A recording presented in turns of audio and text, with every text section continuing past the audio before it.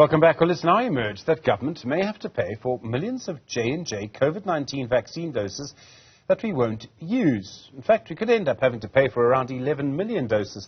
One of the reasons they haven't been used is that J&J made the deliveries late. Do you remember that time when we were desperate for vaccinations? Well, there was a contamination in one of the production plants in the US. That delayed some of the deliveries here. But then, maybe a bigger problem, is that we've seen so few people here taking up the jabs. In other words, many South Africans just haven't gone to get vaccinated, despite the fact that it's free. Laura Lopez is a health journalist. She's been looking at this. Laura, good afternoon to you. How did this happen? How did we end up having to pay for doses that we won't use? Right. I mean, I think you really sort of hit the nail on the head. Early on in the pandemic, we're scrambling to get doses.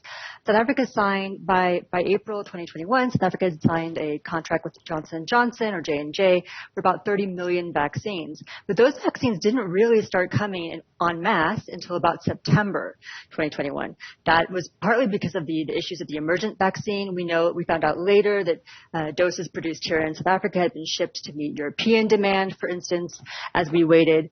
And so what happens is those shipments are delayed. The initial shipments from J&J come in the form of thawed vaccine. Vaccine is usually shipped frozen to extend its shelf life. So we got the first 1.5 million thawed because they had been diverted from the U.S. market. And so when deliveries start picking up in September 2021, we're less than a month away from telling J&J and Pfizer to halt deliveries because we're not able to absorb those vaccines because of people's reluctance to go get vaccinated. As you know, about 50% of adults in South Africa have been vaccinated against COVID-19, but far fewer if you look at, for instance, men in the age bracket from 18 to 35. So really, we're fighting low demand. But it's interesting now because what J&J is saying to South Africa is you have to take these vaccines because we need the last down payment for the shipment.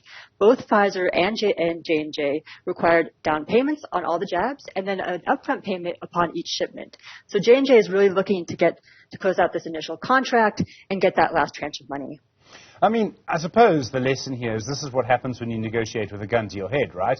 We were desperate for the vaccines. The whole world was. I mean, it was crazy at the time. It was a bit like the Wild West, actually. And there was a huge arguments around it. And that's what we did, is we signed up because we needed to get them, because they would end the pandemic, and arguably they did. Right, and then this also points out to a historical issue that the health department and provincial health departments have had trouble with for years, and that's really being able to take suppliers to task when they don't follow the rules of an agreement. So, for instance, arguably when J&J can't deliver the doses initially, it must have fallen foul of some sort of delivery schedule, one would imagine. But South Africa historically has not been able to say to suppliers, listen, you supplied late, you supplied a subpar product, whatever the case may be, and then there's going to be a penalty, a late fee, much like you as a consumer would expect if somebody violated a contract with you. And that's been something that the activists have really called out throughout this pandemic, is that asymmetry of power between a government like South Africa and a pharmaceutical company like Johnson & Johnson, who is now told, I recently spoke to Johnson & Johnson for this story, and, they are discussing the contract with the health department. And they said, what's really important here is that all parties adhere to the terms of the contract. They want their money, right? I mean, they're a pharmaceutical company. They want their money. Is the issue, and I mean, this is one of the mysteries of our times, that so few people in South Africa didn't get vaccinated. It was free. People were dying, and I will never forget, as long as I live, those terrible times at the peak of the third wave, where every time I looked at WhatsApp, someone I knew, someone I'd interviewed, had literally passed away. It was the most awful time. And yet we still didn't have long queues to get vaccinated. I remember the first time I went for a vaccine, there was a queue there. Second time, hardly anyone. Right, and I think these are really complex reasons that are sort of being unpacked now still by social scientists. And I think that a lot of reporting around this is sort of framed as like traditional vaccine hesitancy, that it's about side effects or it's about myths, and certainly there is some of that too. But there is a lot of concern around scientists I've spoken to, and I spoke to David Harrison, who led the demand creation efforts last year about this. But if you're a typical South African in a country as unequal as ours, your most immediate threat may be something that's much more immediate than COVID. So your immediate threat might be hunger. Your immediate threat might be putting food on the table for your family. You might be dealing with gender-based violence. All of those are much more immediate threats than something that could kill you in a couple of months.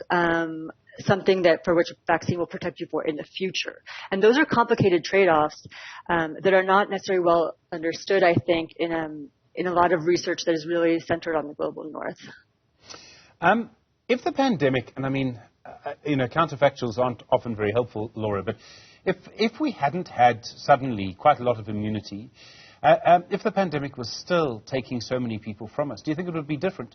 It was the fact that, the waves ended, we stopped dying, that also surely played a role.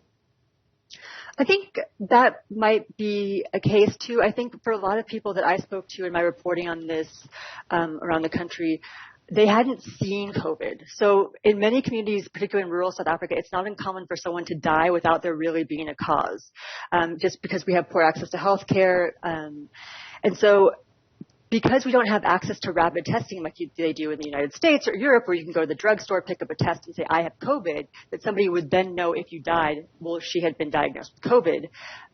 People have talked a lot about not being able to see COVID in their communities because they hadn't seen diagnosis. So I think it's a little bit different than, it might be more layered rather than just the numbers falling off.